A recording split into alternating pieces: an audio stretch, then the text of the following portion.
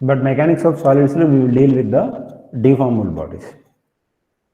So overall గా like మన strength of materials మొత్తం ఎంటైర్ సబ్జెక్ట్లో దేని గురించి డీల్ చేస్తామంటే, so we will try to find out the stresses, strain and deflection. So దాన్ని ఇంట్రొడ్యూస్ చేయడానికి first we will consider simple component. ఒక సింపుల్ కాంపోనెంట్ని కన్సిడర్ చేయండి. కన్సిడర్ ఏ రాడ్. మీరు ఒక మిషన్ ఉందనుకోండి, ఆ మిషన్లో ఒక రాడ్ని కన్సిడర్ చేశారు. ఓకే, సో ఇప్పుడు ఈ రాడ్ మీద ఎనీ బార్ అనుకోండి, ఒక సిలిండ్రికల్ బార్. ఇటు సైడ్ ఏమో ఒక 10 kN లోడ్ యాక్ట్ అవుతుంది అనుకోండి. సో బేసికల్గా ఇప్పుడు ఈ 10 kN లోడ్ యాక్ట్ అయినప్పుడు ఈ బార్ ఏమైపోతుంది చెప్పండి, ఎడ్ సైడ్ మూవ్ అవుద్ది. ఫస్ట్ మూవ్ అవుదా ఫ్రిక్షన్లెస్ సర్ఫేస్ అనుకోండి. మీరు రైట్ సైడ్ 10 kN లోడ్ అప్లై చేశారు. ఇప్పుడు ఈ బార్ ఏమైపోద్ది, moves towards side. So next నేనేం చేశాను అంటే లెఫ్ట్ సైడ్ కూడా 10 kN లోడ్ అప్లై చేశాను. సో ఇప్పుడు ఈ బార్ ఏమైపోద్ది, మూవ్ అవుద్దా లేకపోతే స్టాటిక్ కండిషన్లో ఉంటుందా? రెస్ట్లో ఉంటుంది. సో దాన్నే మనం ఏమంటాం, ఈక్విలిబ్రియం కండిషన్లో ఉందని చెప్తాం. సో బేసికల్గా ఒక కాంపోనెంట్ ఎప్పుడు ఈక్విలిబ్రియం కండిషన్లో ఉంటుంది,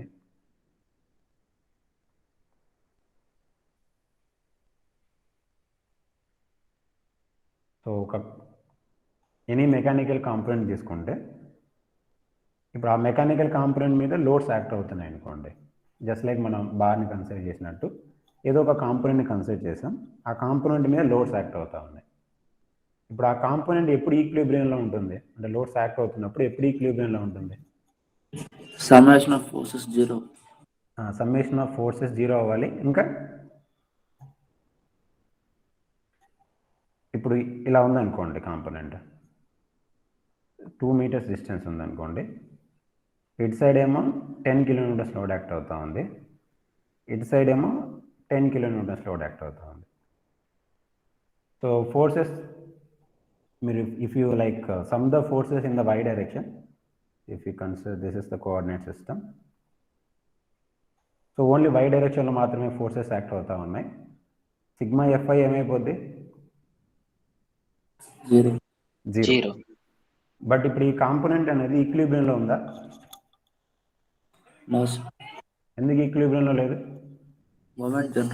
మూమెంట్ ఉంటుంది.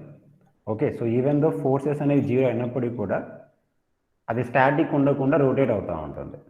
సో ఇది ఈ డైరెక్షన్లో రొటేట్ చేస్తూ ఉంటుంది, ఈ ఫోర్స్ ఈ డైరెక్షన్లో రొటేట్ చేస్తూ ఉంటుంది.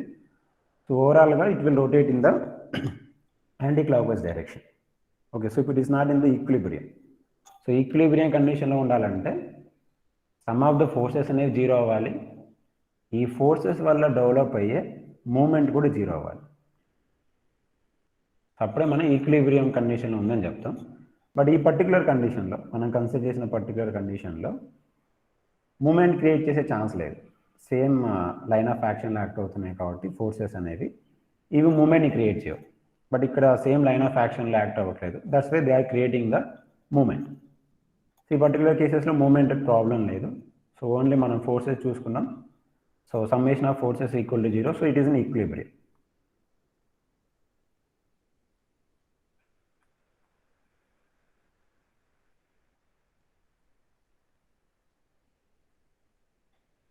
ఇక్కడ మనం 2 types ఆఫ్ బాడీస్ కన్సిడర్ చేయాలి. మనం కన్సిడర్ చేసే సాలిడ్ బాడీస్ అనేది we can divide them into 2 types. They can be rigid bodies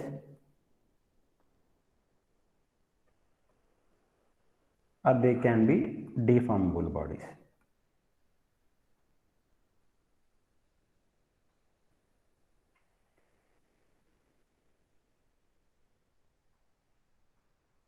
so rigid bodies అంటే నువ్వు లోడ్స్ అప్లై చేసినప్పుడు ఎటువంటి డిఫార్మేషన్ ఉండదు, ఎలాంగేషన్ ఉండదు, కంప్రెషన్ ఉండదు, షేప్ చేంజ్ కూడా ఉండదు, జస్ట్ ఎలా ఉంటే అలానే ఉంటుంది. Okay, so there is no deformation. But జనరల్గా మీరు ఆలోచించండి, మనం కన్సిడర్ చేసే అన్ని బాడీస్ కూడా లోడ్స్ అప్లై చేసినప్పుడు అంటే లైక్ కన్సిడరబుల్ లోడ్స్ అనమాట, తక్కువ అమౌంట్ ఆఫ్ లోడ్స్ కాకుండా ఒక considerable amount of loads apply చేసినప్పుడు వాటి యొక్క షేప్ అలానే ఉంటుందా లేకపోతే చేంజ్ అవుతుందా? చేంజ్ అవుతుంది. సో ఈ రిజిడ్ బాడీస్ అనేది it is an ideal condition. So జనరల్గా ఉన్న ప్రతి బాడీ కూడా considerable amount of loads act అవుతున్నప్పుడు ఖచ్చితంగా డిఫార్మ్ అవుతాయి.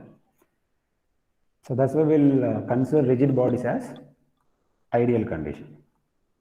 బట్ రియాలిటీ కండిషన్లో తీసుకుంటే ప్రతి బాడీ కూడా యాక్టివ్ లోడ్స్కి డిఫార్మ్ అవుతుంది. సో మనం కన్సిడర్ చేసే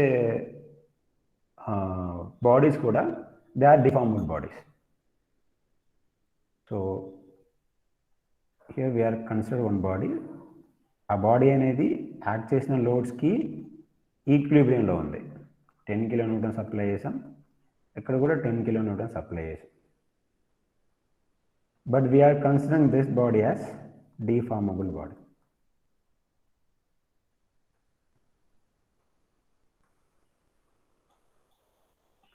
ఓకే, డిఫార్మ్డ్ బాడీని కన్సిడర్ చేసాం కాబట్టి మీరు జస్ట్ జనరల్గా ఒక రబ్బర్ లాంటిది ఇమాజిన్ చేసుకోండి. సో మీరు రైట్ హ్యాండ్ సైడ్ ఒక 10 kN ఎంతో అంత లోడ్ అప్లై చేసి లాగుతూ ఉన్నారు, లెఫ్ట్ హ్యాండ్ సైడ్ కూడా ఎంతో అంత లోడ్ అప్లై చేసి దాన్ని లాగుతూ ఉన్నారు అనమాట. ఆ రబ్బర్ ఏమైపోద్ది, దాని యొక్క లెంత్ ఏమైపోద్ది, consider this is original, increase అవుద్ది. So we will say that it is deform. So deform అయినప్పుడు ఇంటర్నల్గా ఏం జరుగుద్ది? సో బాడీ అయితే డిఫార్మ్ అవుద్ది, దాని యొక్క డైమెన్షన్ చేంజ్ అవుతాయి. We can say that length is going to increase, diameter is going to decrease. But ఇంటర్నల్గా ఏం జరుగుతుంది in terms of forces? External loads apply చేసినప్పుడు డిఫార్మబుల్ బాడీస్ అయితే డిఫార్మ్ అవుతాయి. లెంత్ ఇంక్రీజ్ అవ్వడమా, డిక్రీజ్ అవ్వడమా, డయామీటర్ ఇంక్రీజ్ అవ్వడమా, డిక్రీజ్ అవ్వడం జరుగుద్ది. బట్ బాడీ ఇంటర్నల్గా ఏం జరుగుద్ది? సో మామూలుగా మీరు ఎనీ కాంపోనెంట్ తీసుకుంటే, so it will be made up of atoms. So we can consider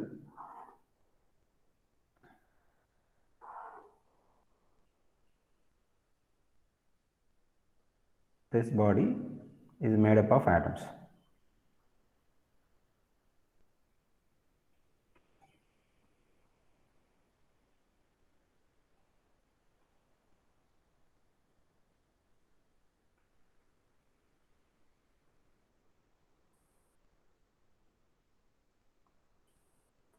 so ఇక్కడ 10 kN లోడ్ అప్లై.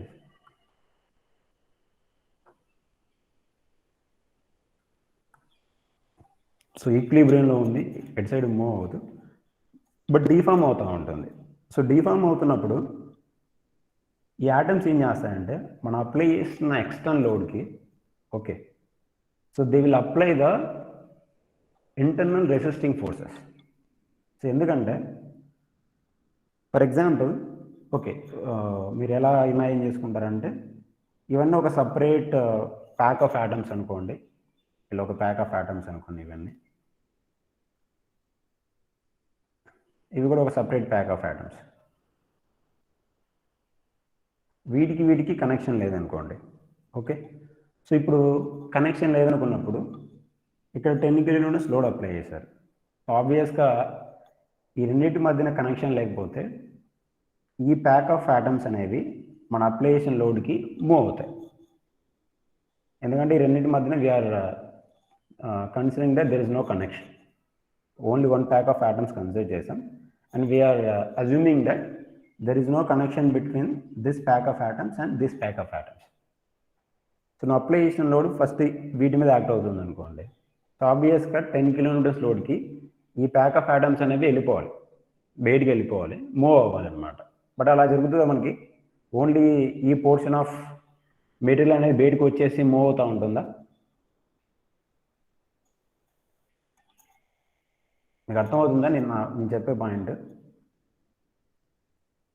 సో మీరు అంతా దాన్ని 3 డైమెన్షన్ ఇమాజిన్ చేసుకున్నారనుకోండి. ఇక్కడ అన్ని ఆటమ్స్ ఉంటాయి, ఒక లేయర్ ఆఫ్ ఆటమ్ తీసుకున్నాను నేను, ఓన్లీ ఈ లేయర్ ఆఫ్ ఆటమ్స్ తీసుకున్నాను. ఇక్కడ లోడ్ యాక్ట్ అవుతూ ఉంది. ఈ లేయర్కి కనెక్షన్ లేదనుకోండి, ఓకే. సో ఈ రెండింటి మధ్యన కనెక్షన్ లేదు. మీరు జస్ట్ లైక్ కార్డ్స్ మాదిరి ఇమాజిన్ చేసుకోండి, వాటి మధ్యన కనెక్షన్ లేదనుకోండి. ఫస్ట్ కార్డ్ మీద మీరు ఫోర్స్ అప్లై చేసి పుల్ చేస్తా ఉన్నారు. అప్పుడు అదొక్క కార్డ్ ఏమైపోద్ది? మన అప్లై చేసిన డైరెక్షన్లో మూవ్ అవుతుందా, మూవ్ అవ్వదా? మూవ్ అవుతుంది. బట్ రియాలిటీలో అలా జరుగుద్దా? మెటీరియల్లో మీరు ఒక కాంపోనెంట్ తీసుకుంటే లోడ్ అప్లై చేసినప్పుడు ఓన్లీ ఒక లేయర్ మాత్రమే బయటకు వచ్చేసి మూవ్ అవుతుందా? అవ్వదు. సో ఎందుకు అలా జరగదంటే, సో ఈ లేయర్కి కనెక్షన్ ఉంటుంది. సో దాన్ని మనం అటామిక్ బాండ్స్ అంటాం. ఈ ఆటమ్కి మధ్యలో బాండ్స్ ఉంటాయి. Like based on type of atoms ఆ బాండ్స్ అనేవి కోవలెంట్ బాండ్స్ అవ్వచ్చు, మెటాలిక్ బాండ్స్ అవ్వచ్చు, అయానిక్ బాండ్స్ అవ్వచ్చు. ఇక్కడ ఉన్న ఆటమ్స్ని బట్టి అటామిక్ బాండ్ ఉంటుంది.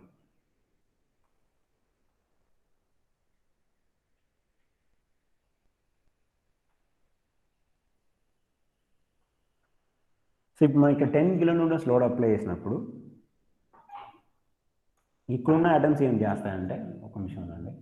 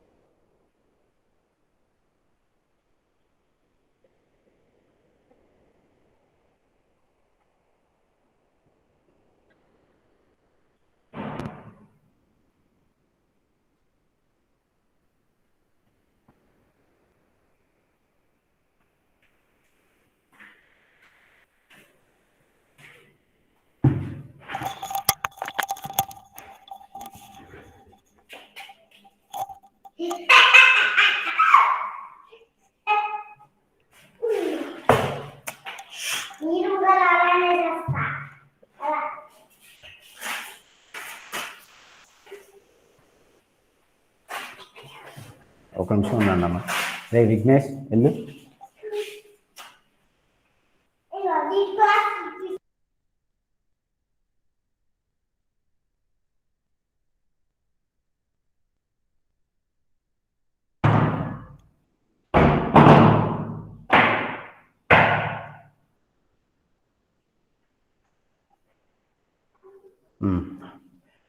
సో ఈ లేయర్ మీద మనం ఫోర్స్ అప్లై చేసినప్పుడు ఈ లేయర్ ఏం చేస్తాయంటే, ఈ లేయర్ ఆఫ్ ఆటమ్స్ ఇక్కడ అప్లై చేసిన ఫోర్స్కి ఆపోజిట్ డైరెక్షన్లో ఫోర్సెస్ అప్లై చేస్తూ ఉంటాయి. So if you consider this layer, ఈ క్రాస్ సెక్షన్ ఏరియా కన్సిడర్ చేస్తా ఉన్నాం. ఈ క్రాస్ సెక్షన్ ఏరియా మీద బేసికల్గా ఇక్కడ ఫోర్సెస్ అప్లై అవుతూ ఉన్నాయి, external forces.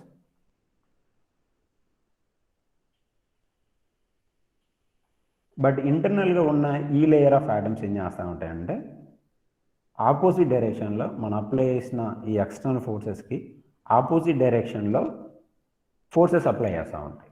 So we will call these forces as internal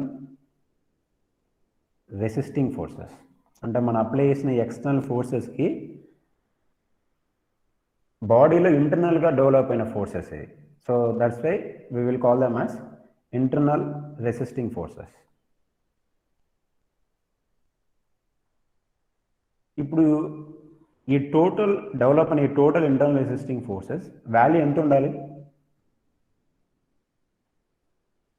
ఇప్పుడు ఈ కాంపోనెంట్ ఈక్విలిబ్రియంలో ఉండాలంటే, ఇది మూవ్ అవ్వకుండా ఉండాలంటే ఈ టోటల్ అమౌంట్ ఎంత ఉండాలి? డెవలప్ అయిన total internal resisting forces value ఎంత ఉండాలి? 0 ఉంటే నీకు అపోజ్ చేస్తుందా? 10 కిలోమీటర్స్ రోజున అపోజ్ చేయగలదా? 10 కిలోమీటర్స్ 10 కిలోమీటర్స్ లోడ్ ఉండాలి. ఇప్పుడు 0 కిలోమీటర్స్ ఉందనుకోండి, ఈ లోడ్ ఎక్కువైపోతే అటు సైడ్ మూవ్ అయిపోద్ది. ఓకేనా?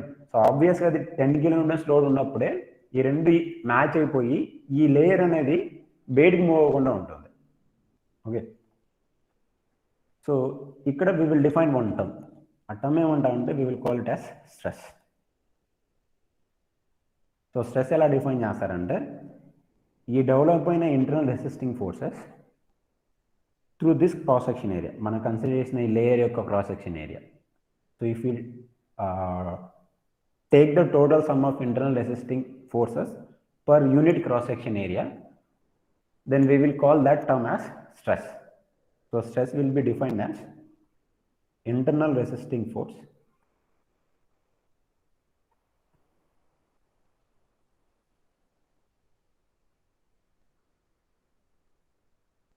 divided by cross section area.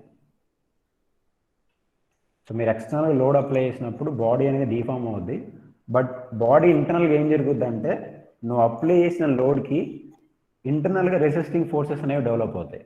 So if you take these internal resisting forces per unit cross section area, we will call a new term, that is stress.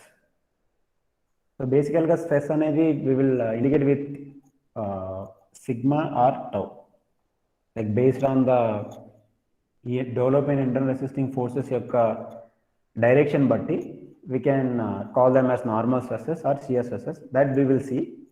So general definition ఏంటంటే మీరు ఎప్పుడైనా స్ట్రెస్ని define చేయాలంటే, so stress can be defined as total internal resisting forces per unit cross section area. So next one ఏంటంటే, so another term, I am defining another term, that will be strain. మీరు already strain అనేది మీ ఫిజిక్స్లో కూడా మీరు already చదివి ఉంటారు. Like this is going to deform, right? So it's dimension is going to increase. For example it has increase to L1 అనుకోండి.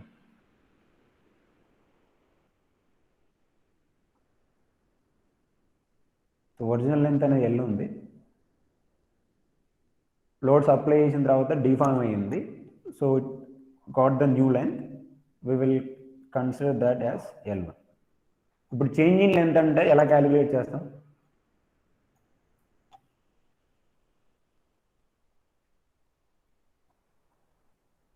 L1 minus L. L1 minus L. So it will be change in length, and we will compare this change in length with respect to the original length. So load apply చేసిన తర్వాత deform అయ్యి కొత్త position occupy చేస్తుంది. Deform అయిన తర్వాత ఆ change in length అనేది with respect to original లెంత్తో ఎంత చేంజ్ అయింది, సో అలా కంపేర్ చేస్తే we will get a new term, that will be strain. So change in length by original length.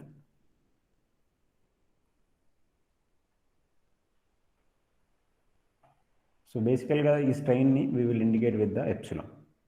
We consider the normal strains. So formula will be, we will indicate that change in length with delta L compared with the original length. So it will be L1 minus L divided by L. ఇక్కడ internal resisting forces అనేవి, for example ఇక్కడ P ఉందనుకోండి, P external. So internal resisting forces యొక్క magnitude ఎంత ఉంటుంది?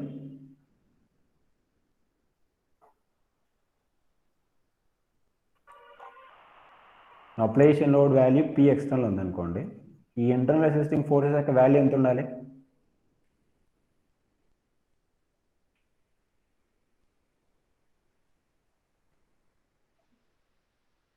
So same value ఉంటుంది కదా, అది ఈక్విలిబ్రియంలో ఉంటుంది.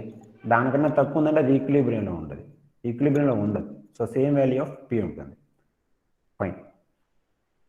సో బేసికల్గా మొత్తం మీరు ఎంఓఎస్లో you will calculate this stress values and strain values. Stress value calculate చేస్తారు, స్ట్రెయిన్ వాల్యూ క్యాలిక్యులేట్ చేస్తారు, ఇంకొద్ది డీప్ వెళ్తే డిఫ్లెక్షన్ క్యాలిక్యులేట్ చేస్తారు. క్వశ్చన్ ఏంటంటే, why we have to calculate the stress values? ఈ స్ట్రెస్ వాల్యూస్ కానీ స్ట్రెయిన్ వాల్యూస్ కానీ ఎందుకు క్యాలిక్యులేట్ చేయాలి?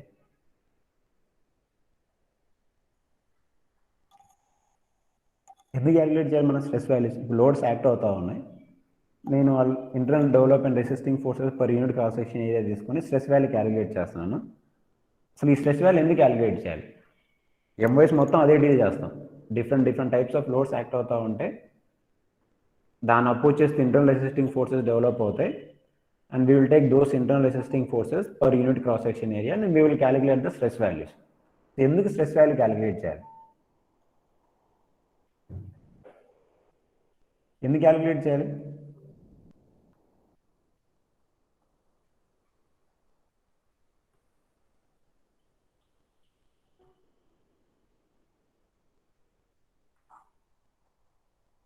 ఫర్ ఎగ్జాంపుల్ మళ్ళీ డిఫార్మ్డ్ బాడీ తీసుకోండి.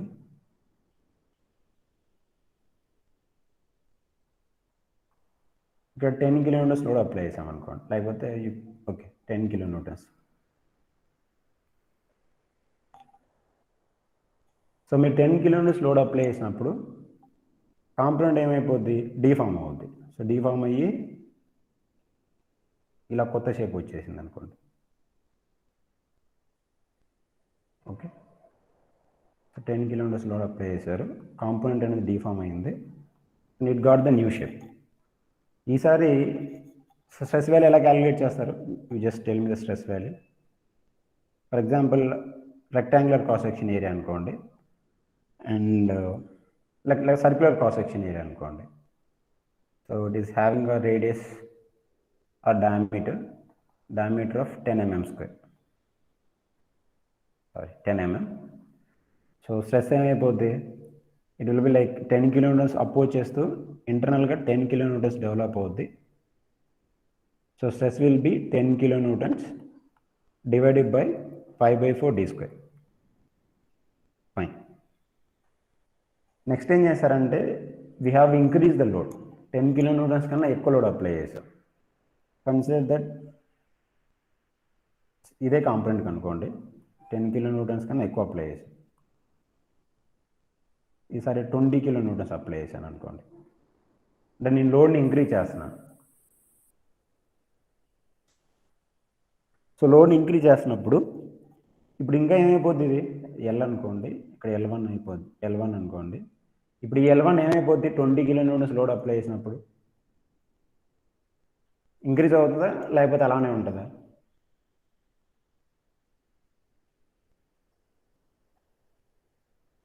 జనరల్గా మీరు ఆలోచించండి, ఫస్ట్ 10 కిలోమీటర్స్ అప్లై చేసి కొద్దిసేపు లాగారు, ఇంకా ఎక్కువ లోడ్ అప్లై చేశారు, డిఫార్మేషన్ ఇంక్రీజ్ అవుద్దా అలానే ఉంటుందా? ఇంక్రీజ్ అవుద్ది. సో ఇంక్రీజ్ అయిపోయి ఈ పొజిషన్ ఆక్యుపై అయింది అనుకోండి. So this is L1, now it became to L2.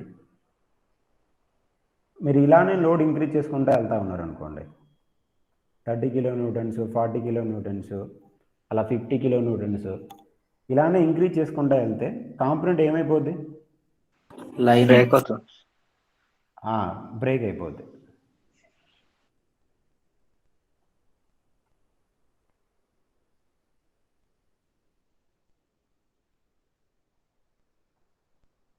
ఇలా 2 పార్ట్స్ కింద బ్రేక్ అయిపోద్ది. సో బేసికల్గా మనం ఏదైనా ఒక మిషన్ లాంటివి తయారు చేయాలనుకోండి, సో ఆబ్వియస్గా మిషన్ కానీ ఏదైనా కాంపోనెంట్ తయారు చేసినాం అనుకోండి, దాని మీద different types of load act అవుతూ ఉంటాయి. మన కన్సిడర్ చేసిన అన్ని కాంపోనెంట్స్ కూడా డిఫార్మబుల్ బాడీస్. సో దాని మీద యాక్ట్ అయ్యే లోడ్కి అది డిఫార్మ్ అవుతూ ఉంటుంది. బట్ ఇప్పుడు ఈ యాక్ట్ అయ్యే లోడ్స్ అనేవి హెవీగా ఉన్నాయనుకోండి, ఆ కాంపోనెంట్ మీద యాక్ట్ అయ్యే లోడ్స్ అనేవి హెవీగా ఉన్నాయనుకోండి, ఏమైపోద్ది, కాంపోనెంట్ ఏమైపోద్ది, ఎక్కువ డిఫార్మ్ అయిపోయి బ్రేక్ అయిపోద్ది. రైట్, ఎక్కువ డిఫార్మ్ అయిపోయి బ్రేక్ అయిపోద్ది. So for example consider this is a steel. So స్టీల్తో తయారు చేసిన రాడ్ని కన్సిడర్ చేశాను. సో నా పర్టికులర్ కేసులో, so if I apply the 20 kilonewtons load apply చేశాను అనుకోండి, నాకు ఈ రాడ్ ఏమైపోతా ఉంది, నేను కన్సిడర్ చేసిన రాడ్ ఏమైపోతా ఉంది, బ్రేక్ అయిపోతుంది అనుకోండి. సో నేను స్టీల్ రాడ్కి 20 కిలోన్యూటన్స్ కన్నా తక్కువ అప్లై చేయాలి లోడ్, అప్పుడే అది నాకు సేఫ్గా ఉంటుంది. అంతేనా? ఈ పర్టికులర్ ఎక్స్పెరిమెంట్ నుంచి we have consider steel rod, 10 kilonewtons load apply చేసాం, జస్ట్ డిఫార్మ్ అయింది, తర్వాత లోడ్ ఇంక్రీజ్ చేశాను, 20 కిలోన్యూటన్స్ ఉంది, దానికన్నా ఎక్కువ లోడ్ అప్లై చేస్తే కాంపోనెంట్ అనేది బ్రేక్ అయిపోయింది. సో స్టీల్ రాడ్కి నేను 20 కిలోన్యూటన్స్ కన్నా ఎక్కువ లోడ్ అప్లై చేస్తే బ్రేక్ అయిపోతుంది. బట్ నా స్టీల్ లోడ్ అనేది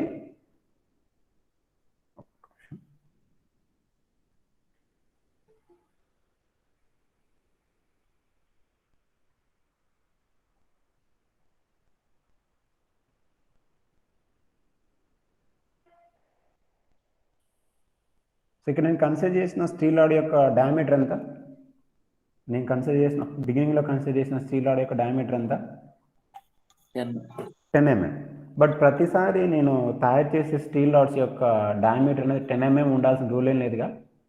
ఇట్ క్యాన్ బి 20 mm ఉండొచ్చు, ఇట్ క్యాన్ బి 30 mm ఉండొచ్చు, ఇట్ క్యాన్ బి 40 mm ఉండొచ్చు, ఎంత వాల్యూనైనా ఉండొచ్చు. ఓకే, సో ఒక జనరలైజ్ స్టేట్మెంట్ చెప్పాలనుకోండి, అంటే స్టీల్కి ఇంత amount of certain parameter value కన్నా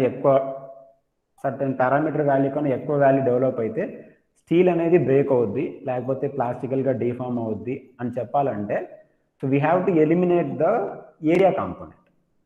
ఆ ఏరియా కాంపోనెంట్ ఎలిమినేట్ చేయాలి. ఇప్పుడు ఎలా అంటే, ఇంతకుముందు మనం 10 mm ఉన్నది కన్సిడర్ చేసాం. ఈ 10 mmకి లోడ్ రిస్ట్రిక్షన్ ఏంటంటే 20 kilonewtons. If you are applying the 20 kilonewtons load, it is going to break. ఇప్పుడు అలా కాకుండా సేమ్ స్టీల్ ఆడే ఇఫ్ ఐ కన్సిడర్ 20 mm, ఇప్పుడు ఈ 20 kilonewtonsకి ఇది బ్రేక్ అవుద్దా?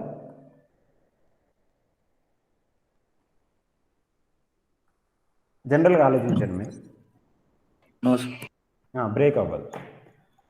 సో నేను ఎప్పుడు లోడ్ని పారామీటర్ కింద తీసుకోలేను డిజైన్ చేయడానికి, దాన్ని స్పెసిఫై చేయడానికి, దాని యొక్క స్ట్రెంత్ని స్పెసిఫై చేయడానికి లోడ్ని పారామీటర్ కింద తీసుకోలేను. బికాస్ డిఫరెంట్ ఏరియాస్ ఉంటే దాని యొక్క స్ట్రెంత్ అనేది ఇంక్రీజ్ అవుతూ ఉంటుంది. ఆబ్వియస్గా 10 mm కన్నా 20 mm ఉన్న దానికి ఎక్కువ స్ట్రెంత్ ఉంటుంది.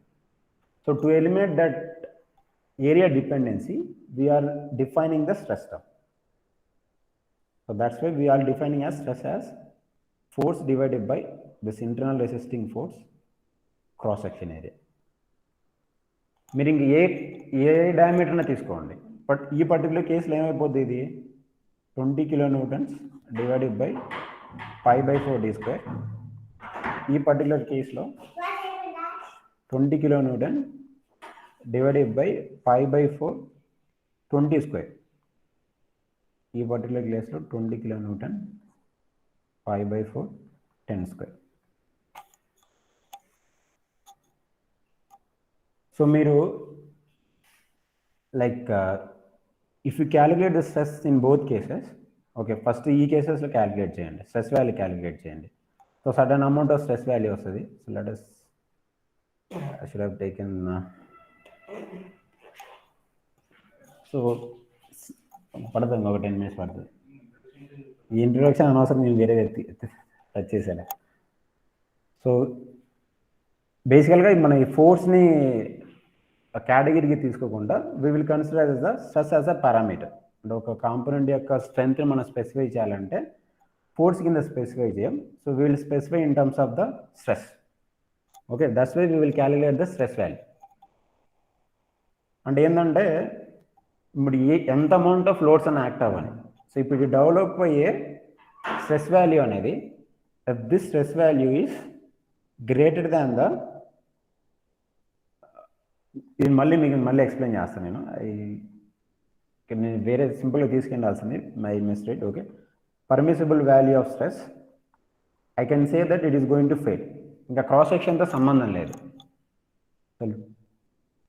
First we will calculate the permissible value of stress. This we will calculate from the tension test. So tension test use chesi prati material ki we will calculate the permissible value of stress. So nu ippudu edaina oka component ni tayaru chesinappudu, if you are making that component with the steel, so nu teesukovalsina జాగ్రత్త ఏంటంటే ఈ component మీద act అయ్యే load వల్ల develop అయ్యే stress value అనేది it should be less than the permissible stress value. Okay, so first ఒక standard component తీసుకున్నారు, you have taken the standard component తీసుకొని by using some laboratory test, nothing but tensile test, tension test use chesi you will calculate the permissible value of stress. ఆ stress value ఎలా వస్తుంది, internal resisting force divided by cross section area. ఈ permissible value of stress calculate చేసిన తర్వాత ఇంకా మీరు steel ఇచ్చేసి ఏ కాంపోనెంట్నా తయారు చేయండి, ఏ అమౌంట్ ఆఫ్ లోడ్స్ అని యాక్ట్ అవ్వండి, ఎంత క్రాస్ సెక్షన్ ఏరియానైనా ఉండండి, దానిలో డెవలప్ అయ్యే స్ట్రెస్ వాల్యూ అనేది ఇప్పుడు is greater than the permissible value of stress, ఆ కాంపోనెంట్ అనేది ఫెయిల్ అయిపోద్ది. సో మన ఎంఓఎస్లో ఏం డీల్ చేస్తామంటే, ఇప్పుడు ఈ యాక్ట్ అయ్యే లోడ్స్ వల్ల డెవలప్ అయ్యే స్ట్రెస్ వాల్యూస్ అనేవి are they less than permissible value of stress or not. మీరు ఒక కాంపోనెంట్ డిజైన్ చేస్తున్నారు, ఆ కాంపోనెంట్ మీద లోడ్స్ యాక్ట్ అవుతా ఉన్నాయి. సో ఈ లోడ్స్ వల్ల స్ట్రెసెస్ డెవలప్ అవుతాయి. ఆ డెవలప్ అయిన స్ట్రెసెస్ అనేవి పర్మిసిబుల్ వాల్యూ ఆఫ్ స్ట్రెస్ కన్నా ఎక్కువ ఉన్నాయా తక్కువ ఉన్నాయా దాన్ని చెక్ చేసుకోవడానికే we will calculate the stress value. ఒకవేళ ఎక్కువ ఉందనుకోండి, కాంపోనెంట్ ఫెయిల్ అవుద్ది, our design is going to fail. So నీ డిజైన్ సేఫ్గా ఉండాలంటే you have to first calculate the stresses develop due to the applied loads. So that's why we will calculate the stress value. So stress value ఎందుకు calculate చేస్తామంటే loads వల్ల develop అయ్యే stress value అనేది they should be less than the permissible value of stress for the component to be safe. ఆ component సేఫ్గా ఉండాలి అంటే ఆ లోడ్స్ వల్ల డెవలప్ అయ్యే స్ట్రెస్ వాల్యూ అనేది పర్మిసిబుల్ వాల్యూ ఆఫ్ స్ట్రెస్ కన్నా తక్కువ ఉండాలి. సో ఎంత అమౌంట్ ఆఫ్ స్ట్రెసెస్ డెవలప్ అవుతాయని క్యాలిక్యులేట్ చేయాలంటే we will use the mechanics of solids. ఆ మొత్తం టాపిక్ యూజ్ చేసుకొని మనం ఆ స్ట్రెస్ వాల్యూస్ అనేవి క్యాలిక్యులేట్ చేస్తాం. ఓకే, బేసికల్లీ మొత్తం ఇదే చేస్తాం అమ్మ. We will calculate the stress values. ఇక్కడ ఏంటంటే జస్ట్ మీరు చదవడానికి పెట్టిన స్లైడ్స్ ఇవన్నీ మీకు ఆల్రెడీ ఇవన్నీ తెలుసు. సో బేసికల్గా మనం we will start with the physics. మీరు ఎలిమెంటరీ క్లాస్ నుంచి వస్తే ఫస్ట్ ఫిజిక్స్ నుంచి స్టార్ట్ చేస్తాం. సో మళ్ళీ ఫిజిక్స్లో తీసుకుంటే మెకానిక్స్ ఉంటుంది, డైనమిక్స్ ఉంటుంది. లైక్ ఇంటర్మీడియట్ ఫిజిక్స్ తీసుకోండి, థర్మోడైనమిక్స్, వేవ్స్. సో మళ్ళీ ఇలా డిఫరెంట్ టాపిక్స్ ఉంటాయి. సో మనం బేసికల్గా ఈ మూడు డీల్ చేస్తాం, mechanics, dynamics, thermodynamics. So if you go with మెకానిక్స్లో ఏం డీల్ చేస్తాం? we will calculate, describe and predicts the effects of forces on a system. Mechanics lo we will deal with the effects of forces on the particular system. మళ్ళీ ఈ mechanics మీరు ఫర్దర్గా classify చేశారు అనుకోండి. So చూడండి, physics ఉంది. So ఈ ఫిజిక్స్లో ఇవన్నీ సబ్ బ్రాంచెస్ అనుకోండి, మెకానిక్స్, డైనమిక్స్, థర్మోడైనమిక్స్ ఇవన్నీ ఉంటాయి. దానిలో ఇఫ్ యూ కన్సిడర్ ద మెకానిక్స్లో మనం డీల్ చేసేది ఏంటంటే we will deal with the forces, like effects of forces. ఒక కాంపోనెంట్ మీద ఫోర్సెస్ యాక్ట్ అవుతే ఏం జరుగుద్ది, దాన్ని మనం మెకానిక్స్లో డీల్ చేస్తాం. Again if you classify this mechanics, so classical mechanics, quantum mechanics. Classical mechanics అనేది we will deal with the macroscopic systems, అంటే డైమెన్షన్స్ అనేవి ఎక్కువ ఉంటాయి, they may be visible to our eyes అనుకోండి. క్వాంటమ్ మెకానిక్స్ ఉంటుంది. So here we will deal with atomic size components. ఇక్కడ మనం deal చేసే కాంపోనెంట్ సైజ్ అనేది కన్సిడరబుల్ సైజ్ ఉంటుంది. మళ్ళీ క్లాసికల్ మెకానిక్స్ని we can again divide based on the types of bodies. So they can be solids or they can be fluids. మీరు solids consider చేశారనుకోండి, మళ్ళీ సాలిడ్స్ అనేవి they can be rigid solid bodies or they can be deformable solids. Again fluids ఉంటుంది. మళ్ళీ మీరు fluids తీసుకుంటే ఇక్కడ you will get the fluid mechanics. మీరు ఇక్కడ రిజిడ్ బాడీస్ తీసుకుంటే you will get the engineering mechanics. Deformable bodies తీసుకుంటే strength of materials వస్తుంది ఆర్ మెకానిక్స్ ఆఫ్ సాలిడ్స్ వస్తుంది. ఓకే, సో మెకానిక్స్ అనేవి క్లాసికల్ మెకానిక్స్ ఉంటుంది, క్వాంటమ్ మెకానిక్స్ ఉంటుంది. ఇది మనకి ఇప్పుడు అవసరం లేదు. క్లాసికల్ మెకానిక్స్ అనేది ఈ అప్లై చేసే క్లాసికల్ మెకానిక్స్ అనేది if you apply for the solids we can have the engineering mechanics and mechanics of solids. ఒకవేళ మీరు ఫ్లూయిడ్స్కి అప్లై చేస్తే ఫ్లూయిడ్ మెకానిక్స్ ఉంటుంది. ఇక్కడ మళ్ళీ ఇన్కంప్రెసిబుల్ ఫ్లూయిడ్స్ ఉంటాయి, కంప్రెసిబుల్ ఫ్లూయిడ్స్ ఉంటాయి. ఇన్కంప్రెసిబుల్ అంటే జస్ట్ లైక్ వాటర్, కంప్రెసిబుల్ అంటే you can consider the air. ఇక్కడ మళ్ళీ ఫర్దర్ స్టడీ ఉంటుంది, మీరు చదువుతారు ఇది. సో రిజిడ్ బాడీస్ తీసుకుంటే ఇది ఆల్రెడీ మీరు చూసే ఉంటారు. స్టాటిక్స్ ఉంటుంది, డైనమిక్స్ ఉంటుంది, మళ్ళీ డైనమిక్స్లో కైనమాటిక్స్ ఉంటుంది, కైనెటిక్స్ ఉంటుంది. So if you define this mechanics of solids or mechanics of materials, ఇక్కడ చూడండి, here we are considering the solid system and its status. మనం కన్సిడర్ చేసే సాలిడ్ సిస్టమ్ అనేది it can be rigid body or it can be deformable body. So దాని యొక్క status ఏంటంటే ఈక్విలిబ్రియంలో ఉండొచ్చు, లేకపోతే మోషన్లో ఉండొచ్చు యాక్టివ్ లోడ్కి. We are considering the solid system, అది రిజిడ్ బాడీ అయి ఉండొచ్చు, డిఫార్మబుల్ బాడీ అయి ఉండొచ్చు. ఈ సాలిడ్ సిస్టమ్ యొక్క స్టేటస్ కన్సిడర్ చేస్తున్నాం. అది ఈక్విలిబ్రియంలో ఉండొచ్చు, లేకపోతే మూవ్ అవుతూ ఉండొచ్చు. ఇప్పుడు మనం కన్సిడర్ చేసే సాలిడ్ సిస్టమ్ అనేది రిజిడ్ బాడీ అయి ఉండి ఈక్విలిబ్రియంలో ఉందనుకోండి, we will call it as statics. Rigid body ఈక్విలిబ్రియంలో ఉందంటే స్టాటిక్స్. ఇదే రిజిడ్ బాడీ మూవ్ అవుతుంది అనుకోండి, if it is having some acceleration, we will call it as dynamics. Mechanics of materials ఏంటంటే, we will consider the deformable bodies, but they are under equilibrium. So deformable bodies under equilibrium. So ఈ two categories ని combine చేస్తే we will get the mechanics of materials. So ఇంతవరకు మనం deal చేసింది ఇది. You just see, so mechanics of materials, the branch of applied mechanics that deals with the behavior of solid bodies subjected to various types of loading. So different types of load act అవుతున్నప్పుడు ఆ solid bodies అనేవి ఎలా behave చేస్తాయి. So that will be deal with the mechanics of materials. ఈ concise solid bodies అనేవి they can be, అంటే different types of load act అవుతూ ఉంటాయి కదా. ఈ సాలిడ్ బాడీస్ అనేవి they can be bars with axial loads, shafts in the torsion, they can be beam subjected to bending, or they can B column subjected to the compression. So we can consider these different types of solid bodies. So principal objective ఏంటంటే, strength of materials యొక్క principal objective ఏంటంటే, to determine the stress values, strain values, displacements, or you can consider deflection due to the loads acting on them. So ఎందుకు మనం calculate చేయాలంటే, this is essential for the safe design. మళ్ళీ ఒకసారి చదవండి, ఇది నేను పంపిస్తాను మెటీరియల్.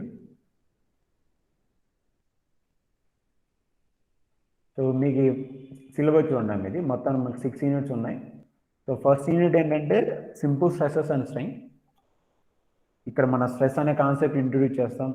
తర్వాత we will discuss about the stress strain curve and we will discuss about the strain energy. మెయిన్గా డిఫరెంట్ టైప్స్ ఆఫ్ స్ట్రెసెస్ చూస్తాం. We will see the stress strain curve and we will calculate the strain energy. This is first unit lo. Second unit lo, it is like shear and bending in beams. So ikkada meeku oka chinna bridge represent chesanu. So ee bridge ki support cheyaniki beams untayi. Okay. So ఆబ్వియస్గా ఈ beams మీద load act అవుతూ ఉంటుంది. మనం walk చేస్తాం కానీ ఈ vehicles కానీ లోడ్స్ యాక్ట్ చేస్తూ ఉంటాయి. So you can consider this is the beam. So ఇక్కడ బీమ్ మీద లోడ్స్ యాక్ట్ అవుతూ ఉంటాయి. సో దాన్ని సపోర్ట్ చేస్తే రియాక్షన్ ఫోర్సెస్ ఉంటాయి. సో ఈ లోడ్స్ ఏం చేస్తాయంటే ఈ బీమ్ని they can bend or they can shear. Bend చేయొచ్చు, లేకపోతే షియర్ చేయొచ్చు. అండ్ వాటిని అపోజ్ చేస్తూ ఈ బీమ్లో internal resisting shear forces develop అవుతాయి, బెండింగ్ మూమెంట్స్ డెవలప్ అవుతాయి. And they are going to vary with respect to the length. ఆ డెవలప్ అయ్యే internal shear force, bending moments అనేవి త్రూఅవుట్ ద లెంత్ అనేవి వేరీ అవుతూ ఉంటాయి. And we will construct shear force diagrams and bending moment diagrams. ఆ variation represent చేయడానికి we will calculate the SFD and BMD. So ఈ SFD BMD ఎలా construct చేయాలి, ఎందుకు కన్స్ట్రక్ట్ చేయాలి అనేది we will deal in the unit 2. So first యూనిట్లో we will calculate the stresses and strain energy. Second యూనిట్లో we will draw the SFD and BMD. So third unit తీసుకోండి. Third యూనిట్లో we will calculate the deflection of the beams. ఇక్కడ చూడండి, చిన్న ఒక beam consider చేశారు. ఈ బీమ్ మీద లోడ్ డబ్ల్యూ యాక్ట్ అవుతా ఉంది. డబ్ల్యూ లోడ్ యాక్ట్ అయినప్పుడు బీమ్ అనేది మీకు ఇలా డిఫ్లెక్ట్ అయింది. సో ఎంత అమౌంట్ డిఫ్లెక్ట్ అవుద్ది దాన్ని మనం ఈ యూనిట్లో క్యాలిక్యులేట్ చేస్తాం, యూనిట్ 3లో. ఫోర్త్ యూనిట్ అనేది we will deal with the torsion. So torsion ఏంటంటే ఫస్ట్ యూనిట్లో మీకు ఈ ఫస్ట్ యూనిట్లో బేసికల్గా యాక్ట్ అయ్యే లోడ్స్ అనేవన్నీ ఇలా యాక్సియల్ లోడ్స్ ఉంటాయి. అంటే టెన్షన్ లోడ్స్ ఉంటాయి, లేకపోతే కంప్రెషన్ లోడ్స్ ఉంటాయి. బట్ ఫోర్త్ యూనిట్కి వచ్చేసేసరికి టార్క్ యాక్ట్ అవుతూ ఉంటాయి కాంపోనెంట్స్ మీద. అంటే ట్విస్టింగ్ ఉంటుంది, లోడ్ అనేది ట్విస్టింగ్ టైప్ ఉంటుంది. So twisting type of load ఉన్నప్పుడు ఎంత అమౌంట్ ఆఫ్ స్ట్రెసెస్ డెవలప్ అవుతాయి, ఏ టైప్ ఆఫ్ స్ట్రెసెస్ డెవలప్ అవుతాయి, సో దాన్ని మనం 4th యూనిట్లో డీల్ చేస్తాం. బేసికల్గా ఇలాంటి షాఫ్ట్స్ అన్నీ కూడా they are subjected to the torsion. So when we are discussing torsion topic we will discuss then. ఈ 4th యూనిట్లో కాంపోనెంట్స్ మీద టార్క్ యాక్ట్ అవుతూ ఉంటుంది. సో టార్క్ యాక్ట్ అయినప్పుడు ఎంత అమౌంట్ ఆఫ్ స్ట్రెసెస్ డెవలప్ అవుతాయి దాన్ని మనం 4th యూనిట్లో క్యాలిక్యులేట్ చేస్తాం. సో 5th యూనిట్లో we will discuss with the thin cylinders. Thick cylinders discuss చేయం. We will discuss thin cylinders. So thin cylinders అంటే ఏం లేదు, యూ కెన్ కన్సిడర్ దిస్. మన ఇంట్లో ఉన్న గ్యాస్ సిలిండర్ కన్సిడర్ చేయొచ్చు. సో బేసికల్గా గ్యాస్ సిలిండర్ మనం గ్యాస్ ఫిల్ చేస్తాం. ఆ ఫిల్ చేసిన గ్యాస్ అనేది హై ప్రెషర్లో ఉంటుంది. ఓకే, సో చాలా అమౌంట్ ఆఫ్ హై ప్రెషర్ ఉంటుంది. సో ఈ గ్యాస్ పార్టికల్స్ అన్నీ కూడా ఈ సర్కంఫరెన్స్ మీద ప్రెజర్ అప్లై చేస్తూ ఉంటుంది. సో ఇప్పుడు ఈ మెటీరియల్లో ఏ టైప్ ఆఫ్ స్ట్రెసెస్ డెవలప్ అవుతాయి, ఎంత అమౌంట్ ఆఫ్ స్ట్రెసెస్ డెవలప్ అవుతాయి, దాన్ని we will calculate in the 5th unit. So last unit ఏంటంటే కాలమ్స్. సో కాలమ్స్ అంటే మీకు ఆల్రెడీ ఎలా ఉంటాయి, సో వీటిని మనం కాలమ్స్ అంటాం.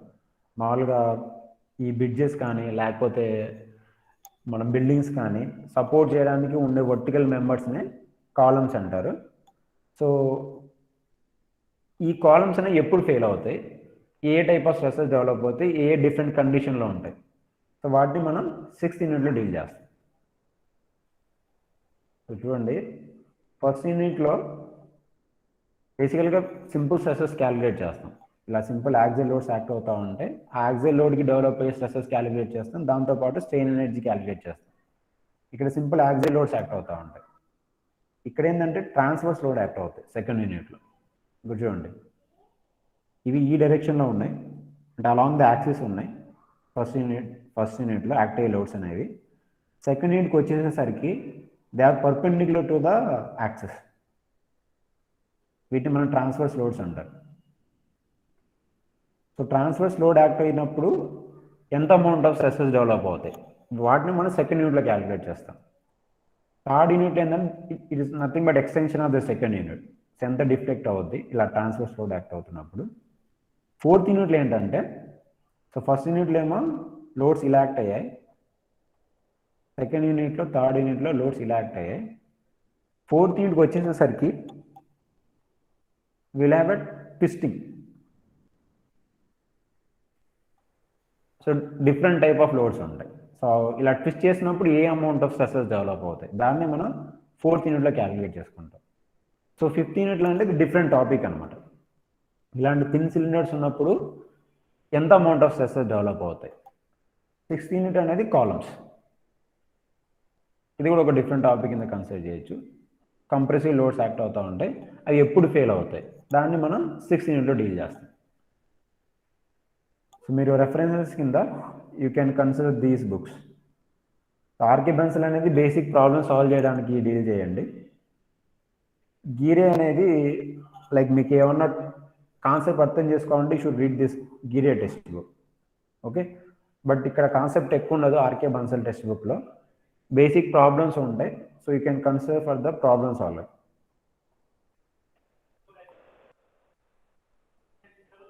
సో ఇండియన్ ఆథర్ అనమాట. సో ఇతను లైక్ ఫారిన్ ఆథర్. మీరు కాన్సెప్ట్ అర్థం చేసుకోవాలంటే you should read this Gere text book. You can even refer Hibbeler and Beer Johnston. But standard text book ఏంటంటే గీరే మెకానిక్స్ ఆఫ్ సాలిడ్స్. నేను ఇవన్నీ share చేస్తాను మీకు, మీరు తీసుకోవచ్చు. ఈ కాన్సెప్ట్ ప్లస్ ప్రాబ్లమ్స్ కావాలంటే you can refer this B C Punmia. ఇది కూడా ఇండియన్ ఆథర్ రాసిందే, బట్ సింబల్స్ అనేవి కొద్దిగా డిఫరెంట్గా ఉంటుంది, అందుకే చాలామంది రిఫర్ చేయరు. బట్ ఈ టెక్స్ట్ బుక్లో కాన్సెప్ట్ ఉంటాయి, డిఫరెంట్ టైప్స్ ఆఫ్ ప్రాబ్లమ్స్ ఉంటాయి. సో సింపుల్ ప్రాబ్లమ్స్ కావాలంటే ఆర్కే బన్సల్ రిఫర్ చేయండి. మీకు కాన్సెప్ట్ అర్థం చేసుకోవాలంటే గీరే టెక్స్ట్ బుక్ చదవాలి. బట్ ఈ రెండు బ్యాలెన్స్ చేస్తూ చదువుకోవాలంటే బీసీ పున్మి ఉంటుంది. సో మీకు లైక్ ఇక్కడ ఏదో రిప్రజెంట్ చేసిందంటే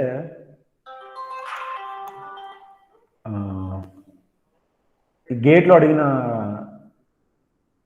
క్వశ్చన్స్ అన్నవి లైక్ 1987 నుంచి 2014 దాకా ఏ టాపిక్ నుంచి ఎన్ని మార్క్స్ క్వశ్చన్స్ అడిగారో రిప్రజెంట్ చేశారు చూడండి. సో ఎంవైస్ అనేది చాలా ఇంపార్టెంట్ గేట్కి. So you should study well. Okay, ఈ ఎంవైస్ కాదు నాకు తెలిసి మోస్ట్లీ ఇప్పుడు మీరు చదివే అన్ని సబ్జెక్టులు కూడా ఇంపార్టెంటే. ఇక్కడ రిప్రజెంట్ చేసాను చూడండి. స్ట్రెంత్ ఆఫ్ మెటీరియల్స్ తీసుకుంటే 2010లో ఇది ఐఈఎస్ అనుకుంటా. సో 11 మార్క్స్కి వచ్చాయి, 12 మార్క్స్ 2011లో, 14లో 22 మార్క్స్ పోయింది. ఓకే, జస్ట్ నేను ఇప్పుడు ఓన్లీ ఇంట్రొడక్షన్ ఇచ్చాను. నెక్స్ట్ నుంచి we will start the class. Okay, మీకు ఏమైనా డౌట్స్ ఉంటే అడగండి.